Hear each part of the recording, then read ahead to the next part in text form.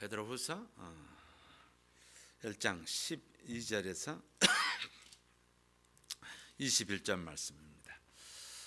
우리 교독하도록 하겠습니다. 제가 먼저 읽겠습니다. 이러므로 너희가 이것을 알고 이미 있는 진리에 섰으나 내가 항상 너희로 생각하게 하려 하노라.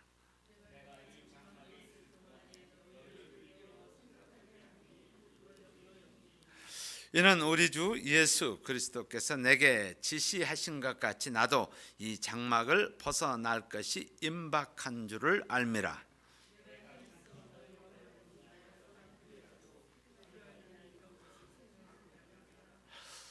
우리 주 예수 그리스도의 능력과 강림하심을 너에게 알게 한 것이 공교히 만든 이야기를 좇은 것이 아니요 우리는 그의 크신 위엄을 친히 본 자라.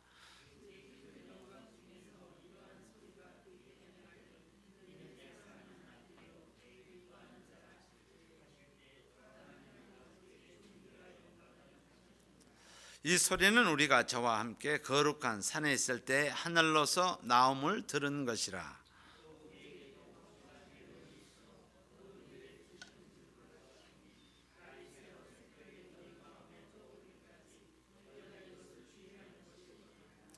먼저 알 것은 경의 모든 예언은 사사로이 풀 것이 아니니 예언은 언제든지 사람의 뜻으로 낸 것이 아니요 오직 성령의 감동하심을 입은 사람들이 하나님께 받아 말한 것임이니라.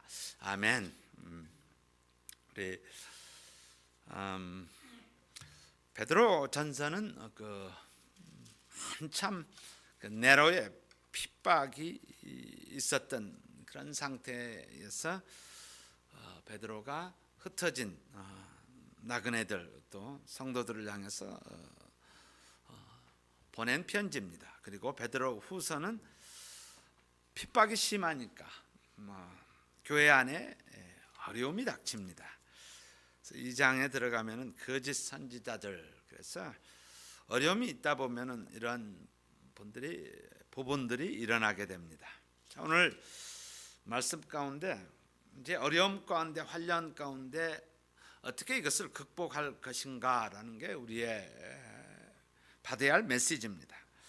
반복되는 말씀이 12절을 보시면 여러분 내가 이것을 알고 미래에 있는 진리에 섰으나 내가 항상 너희로 생각하게 하려 하노라 라는 13절에 보시면은 너희를 일깨워 생각하게 함이 옳은 줄로 여기노라. 그리고 14절에 이는 우리 주 예수 그리스도께서 내게 지시한 것 같이 나도 이 장막을 벗어날 것이 임박할 줄을 알미라. 내가 힘써 너로 하여금 나의 떠난 후에라도 필요할 때는 이것을 생각나게 하려 하노라.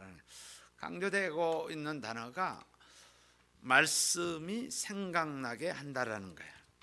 그리고 또 하나의 포커스가 맞춰져야 할 단어가 있다라면은 말씀이 있다라면은 이러므로 너희가 이것을 12절에만 알고라는 알다라는 단어입니다. 아는 것과 그것을 실천하는 것에는 엄청난 차이가 있습니다.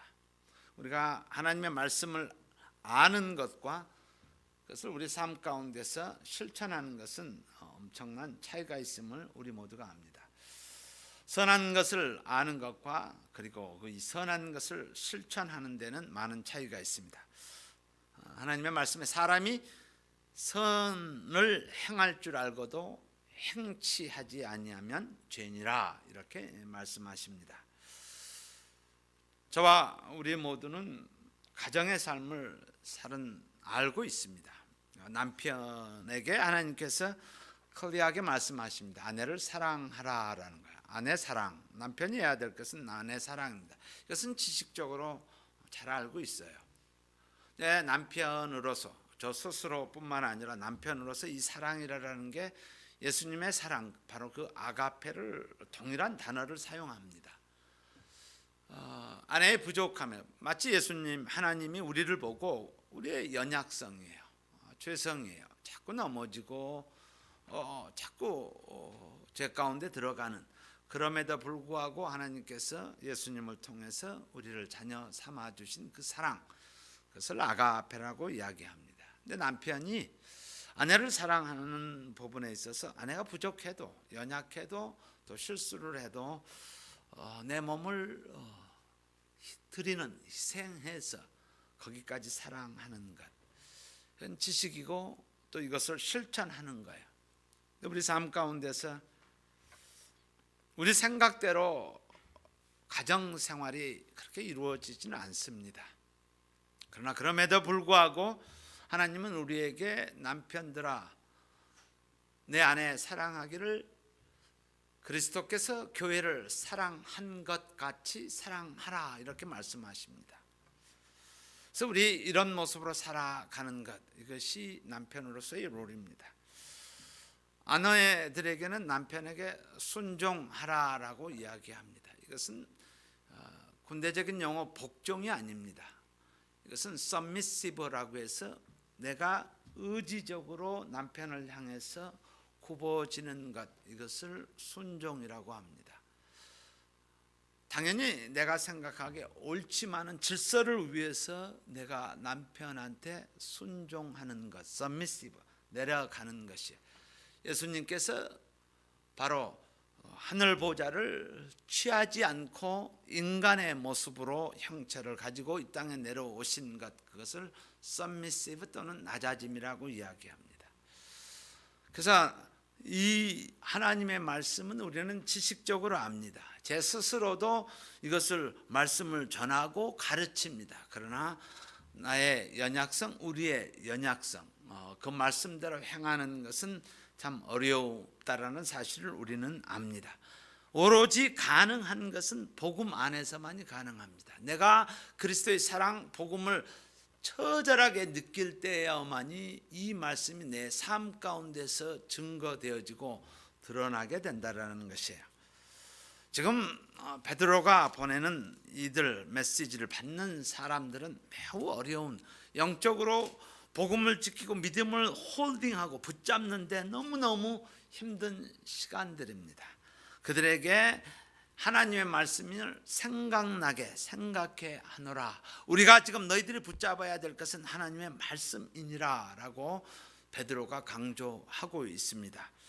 삶의 본질, 그거에 대해서 믿는 하나님의 자녀의 삶의 본질, 베이직이죠. 인트린식이라는 거. 우리가 하나님의 자녀된 자의 본질, 그 본질은 장막이라는 13절에 내가 이 장막에 있을 동안에, 그리고 나서 또 14절에 이 장막을 벗어날 것이 임박할 줄을 알미라 라고 합니다. 나의 삶, 세상의 삶은 잠시 거주하는 것에 불과하다라는 거예요. 우리 모두 압니다. 영혼에 비하면 우리의 삶은 찰나에 불과한, 이게 정말 인스턴트 모먼에 불과한 우리의 삶입니다. 그래서 다른 단어로 표현할 때 순례자의 삶이라고 합니다.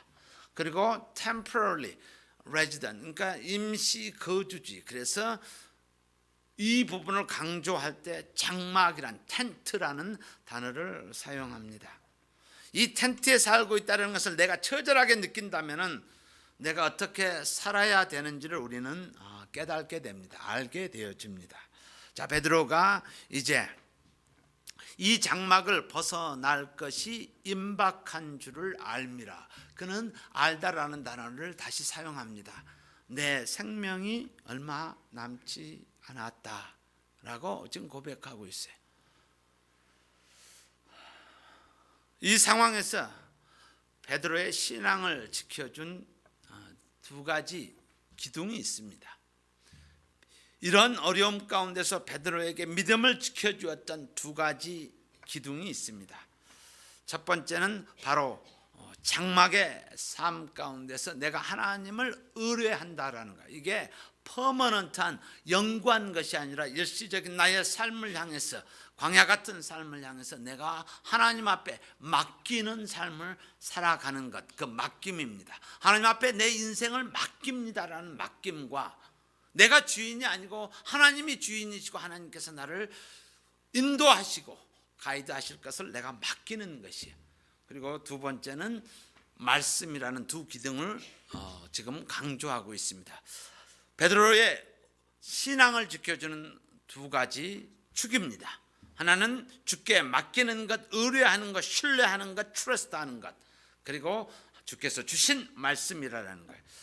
이 두 가지가 저와 우리 모두에게 중심이 되어졌으면 합니다. 첫 번째, 맡기는 삶을 할 때 그 단어를 바로 장막이라는 단어로 모든 것을 포함하고 이해할 수가 있어요. 내가 장막 안에서 산다고 하면 우리는 그렇게 거추장스럽게 준비하고 가지고 살지 않을 거예요. 왜냐하면 곧 머지않아 나는 무빙하기 때문에 내가 그렇게 헤비하게 그것을 가지고 살지 않을 것입니다.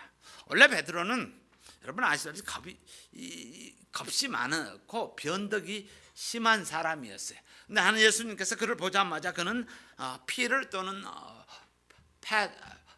베드로라고 이름을 붙여주십니다. 그는 예수님 마지막 모먼에 그는 부인하며 그리고 그 입술 가운데서 저주한 그가 어떻게 이렇게 두려움이 없어진 그런 삶을 살아가게 되었는가라는 거예요. 어떻게 그렇게 변덕스럽고 그리고 급한 그것이 스테이블하고 그리고 하나님을 신뢰하는 두려움 없는 삶을 지금 칼날이 지금 서서 언제 죽을지를 모르는 그런 상황 가운데서 그가 살 수 있었을까라는 거예요. 14절 말씀을 보도록 하겠습니다. 이는 우리 주 예수 그리스도께서 내게 지시하신 것 같이 나도 이 장막을 벗어날 것이 임박할 줄을 압니다. 우리 요한복음 21장을 한번 보도록 하겠습니다. 우리 같이 한번 찾아봅시다. 요한복음 21장이요. 21장 18절을 같이 보도록 하겠습니다.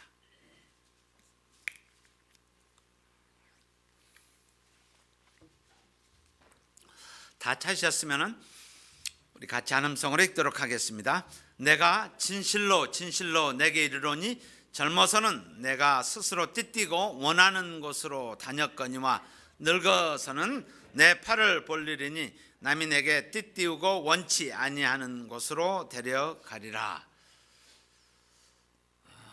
예수님께서 여러분들에게 이 말씀을 주셨다면은 여러분 어떻게 반응하시겠습니까? 내가 스스로 띠띠고 젊어서는 그렇게 다니지만은 늙어서는 내 팔을 벌리리니 남이 내게 띠띠우고 원치 아니하는 곳으로 데려가리라. 내 의지대로 살 수 없다라고 말씀하실 때 여러분 어떻게 반응하시겠습니까? 내게 만약에 믿음이 없으면은 이렇게 안 하고 살지 이렇게 기분 나쁜 소리를 하십니까? 이렇게 받아들일 수가 있어요. 예수님이 베드로에게 주신 말씀입니다. 부활하시고 주신 말씀이에요.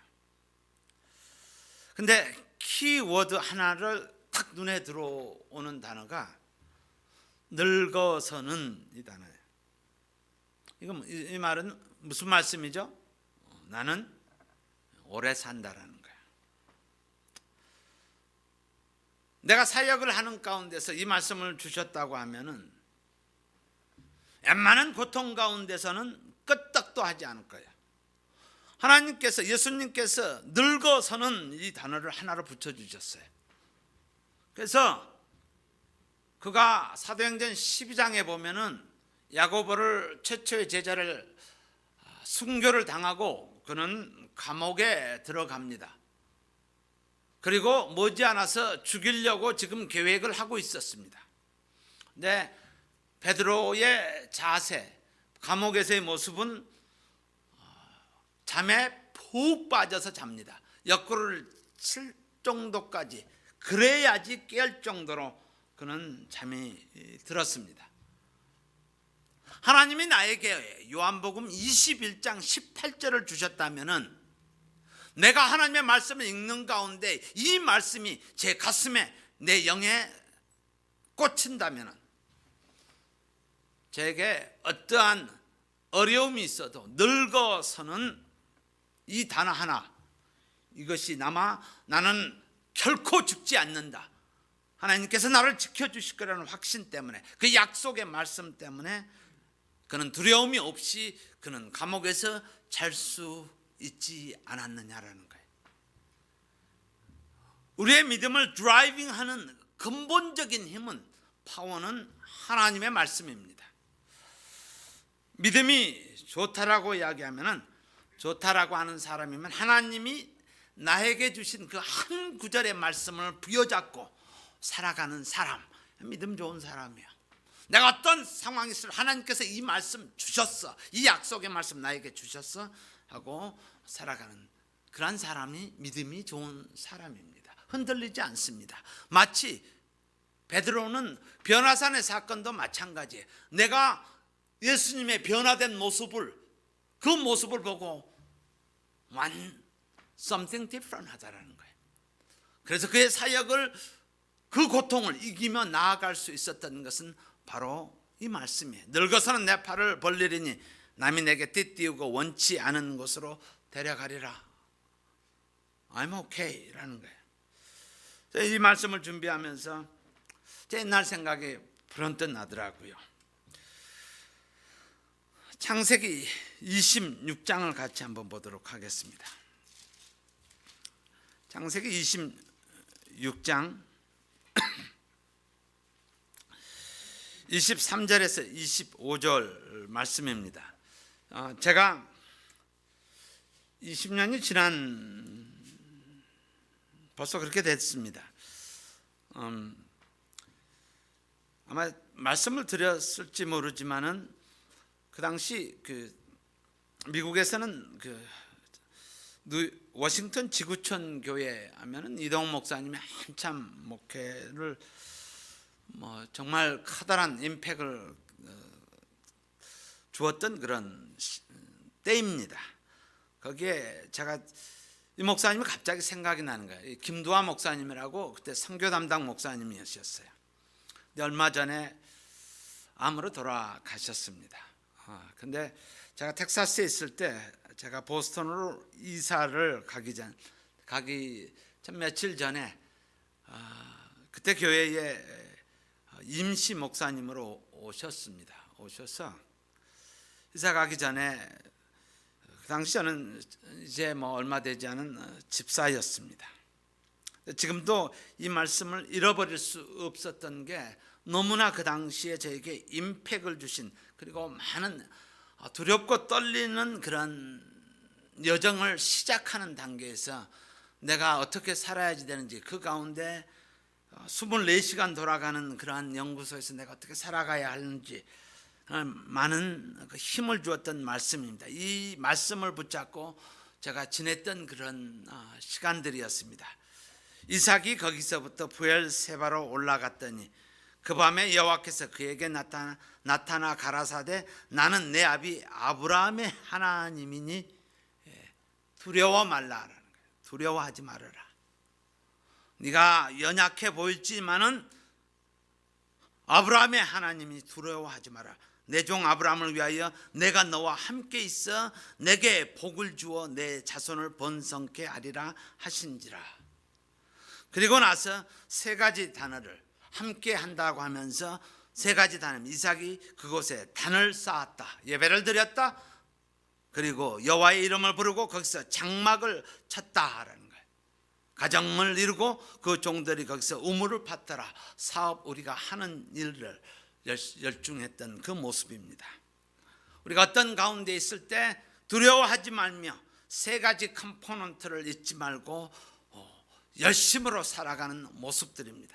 이 말씀은 나를 어떠한 두려움과 떨림 가운데서도 확신하게 했고 지켜주셨던 그런 말씀입니다.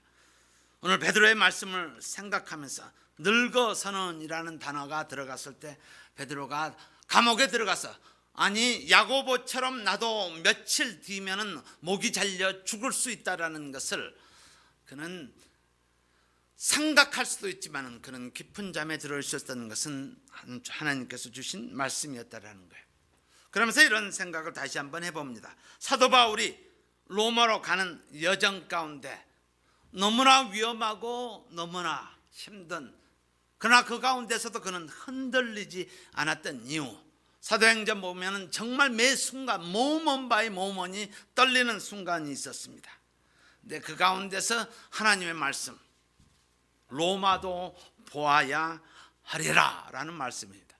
로마도 보아야 하리라 라는 말씀에 나는 어떤 풍랑이 일어도 누가 나를 암산자들을 나를 보내서 죽일지라도 나는 하나님께서 로마도 보아야 하리라 라는 말씀을 주셨기 때문에 I'm not worried about it. 나는 걱정하지 않는다라는 거예요. 바로 이 말씀을 붙잡고 살아가는 하나님의 백성이라. 이 말씀이 바로 생명이며 이 말씀이 바로 파워라는 거예요. 아프리카의 선교의 시작을 가며 사명을 했던 리빙스턴은 사명자는 그 사명을 이루기까지 죽지 않는다 이렇게 선포합니다. 저와 여러분에게 하나님께서는 분명히 우리를 부르신 사명이 있습니다.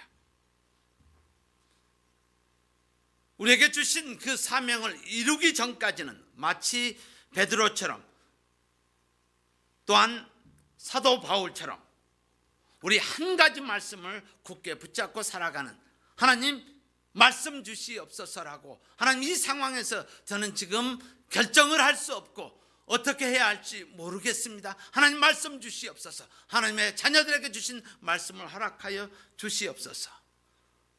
그래서 어쩌면 베드로와 바울은 동일한 멘탈리티라고 표현하겠습니다. 맡긴다라는 거예요. 하나님의 말씀에 의지하여 트러스트하여 나아가는 삶이라는 거예요. 저에게는 말씀을 증거하는 저에게는 이것을 준비하면서 나에게 동일한 은혜를 하나님께서 내가 말씀을 가르치고 선포하려고 하는 것이 아니라 먼저 너에게 취해야 할 말씀이 무엇인지를 생각해 하는 그런 말씀이었습니다. 우리 모두가 사람의 소리가 아니고 하나님 말씀하여 주시옵소서, 하나님 말씀대로 살아가겠사이다, 하나님 이 상황에서 하나님의 말씀을 주시옵소서라고 장막의 삶에 대해서 우리가 의뢰할 것은 오직 trust him, 하나님 앞에 맡기는 삶이라는 거예요. 내가 가진 것 아무것도 가지고 온 것이 없고 가져갈 것도 없으니 하나님께서 맡겨진 사명을 위해서 살아가게 하겠다라는 말씀입니다. 두 번째는 이것이 근간이 되어지는 것, 맡긴다는 근간이 되어지는 것은 하나님의 말씀입니다. 말씀의 신앙이었다라는 거예요. 오늘 말씀을 통해서 그가 두 가지 사항을 체험적인 부분을 말씀하십니다. 16절에 보면은 친히 보았다라고 하는 거예요. 내 눈으로 똑똑히 예수님의 모습을 내가 보았다라는 거예요. 우리는 그의 크신 위엄을 친히 보았다 이렇게 표현합니다. 그리고 18절에는 이 소리는 우리가 저와 함께 거룩한 상에 있을 때 하늘로부터 나옴을 들은 것이라 라고 하는 거예요. 인간적인 이성적인 부분으로 보았고 들었다라고 합니다. 베드로는 체험에서 출발합니다. 그러나 그는 마치는 그 시간에는 하나님의 말씀이 중심이 되어지는 모습입니다. 체험은 우리 모두 다르고 또한 체험은 있을 수 있습니다. 그러나 더 확실한 것은 살아계신 하나님의 말씀이라는 사실입니다. 우리는 말씀을 트러스트하며 말씀을 붙잡고 나아가는 하나님의 자녀가 되어야 합니다. 체험은 주관적일 수 있습니다. 체험은 나에게 준 스페시픽한 부분이어서 주관적일 수 있습니다. 그래서 이것은 쉽기 쉽습니다. 그러나 하나님의 말씀을 붙잡는 것은 그만큼 볼드해집니다. 담대해집니다. 나는 복의 근원이라고 하나님께서 주셨을 때 나에게 누가복음 15장을 주시면서 네가 나아가야 할 것은 잃어버린 자를 향해서 사명을 감당하는 자 되어진다는 것은 바로 하나님께서 분명한 말씀, 그 동기가 세 가지 모습으로 그가 계획을 하든 안 하든 그저 떨어져 있던 어떤 하나님께서 잃어버린 자를 향해서 나아가는 우리 모두의 사명일 것입니다. 결혼은 사람들이 요즘 젊은 사람들은 감정으로 생각합니다. I feel like 내 감정으로 지금 상태로 보면 이 사람하고 결혼하고 싶어라는 감정으로 생각합니다. 결혼은 감정이 아니라 이성입니다. 조금 더 깊이 들어가면 결혼은 약속입니다. 이것은 커비넌트입니다. 이것은 변개할 수 없는 사항이라는 것이에요. 약속의 결혼이 아름다운 이유가 뭐냐? 상대방이 잘해줘서 아름다운 거 아니에요. 돈이 많아서 모든 것을 제공해줘서 결혼이 아름다운 것이 아니라, 결혼이 아름다운 것은 인내하며 견디는 것입니다. 참아주는 것, 사랑하기 힘들 때도 사랑하는 것, 이것 때문에 아름다운 것입니다. 모든 조건이 충족되어져서가 아니라 그런 가운데서도 사랑할 수 있는 마음을 주시고 견디며 나아갈 수 있도록 하는 것, 그래서 아름다운 것입니다. 제가 이 이야기를 들으면서 저 스스로에게 다시 한번 채찍을 주는 말씀입니다. 링컨 대통령이 읽었던 책은 오직 성경과 이솝 우화였다고 합니다. 성경은 백독을 했던 모습입니다. 결국 나 스스로 돌아볼 때 하나님의 말씀을 얼마나 읽고 얼마나 하나님의 말씀에 thirsty해서 하나님의 말씀을 찾고 있고 갈급하고 있는가라는 질문을 던졌을 때 부끄러운 모습이라는 사실이에요. 하나님 말씀하여 주십시오라고 갈급했던, 정말 마치 목마른 thirsty에서 물을 찾는 것처럼 갈급한 때가 나는 과연 얼마나 있었는가라는 법. 전능하신 하나님 말씀을 통해서 역사하시는 그 하나님을 향하세요. 그러면서 우리 모두가 생각해야 될 메시지는 이겁니다. 최근에 나에게 주신 한 구절의 말씀이 무엇인가라는 거예요. 하나님, 최근에 나의 삶 가운데서 내가 지금 서칭하고 찾고 있는데 하나님 나에게 주신 그 말씀이 무엇입니까? 라고 우리 모두가 그것을 기다리고 그것을 서칭하는 하나님의 자녀가 되어졌으면 합니다. 하나님, 이 교회에 주신 하나님의 음성이 무엇입니까? 라고 내 삶 가운데서 하나님께서 하시고자 하는 것이 무엇인지 하나님 말씀하여 주시옵소서 라는 질문으로 다가가는 것이에요. 왜냐하면 말씀은 능력이며 말씀은 파워며 말씀은 우리의 모든 것을 지배하는 힘이 있기 때문입니다. 그래서 우리 모두가 그런 심정으로, 하나님, 남들은 이 성경을 향해서 록다운하고 하지만 우리에게는 너무나 소중한 것입니다.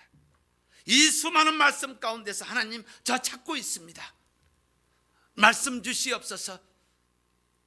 우리 모두가 예배를 드릴 때나 말씀을 읽을 때나 아니면 여러분은 라디오 가운데서 설교를 들을 때나 사람의 소리가 아니라 하나님, 나 지금 찾고 있습니다. 그래서 클릭이 되는 순간 마치 베드로에게 주었던 것처럼 늙어서는 나는 결코 일찍 죽지 않는다라는 확신 갖고 그는 복음을 전하는 사도의 역할을 감당했던 것처럼 너는 로마도 보아야 하리라라는 그 말씀을 받고 나는 어떤 풍랑이 있고 어떤 사람이 나를 암살하올지라도 I'm okay. 하나님께서 나에게 약속하신 말씀이 있기 때문이라는 거예요. 우리 모두가 말씀을 붙잡고 살아가는 하나님의 자녀가 되기를 주의 이름으로 축원합니다.